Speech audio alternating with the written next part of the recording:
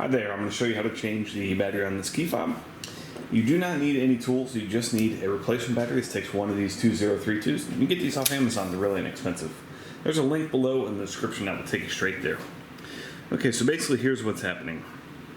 This portion right here is what's going to pop up, and you want to do this by removing this key. So go ahead and slide this down, pull out your key. Now you can take this key and put it right here. You can also use a screwdriver if you want, but a key works just fine. Okay, so your back's open. Take your key, gently pry right here. That takes out your old batteries. In your new 2032, make sure you place it positive side facing up. Push that in like that. And right here, these two notches, make sure those go in first. Give it a good squeeze.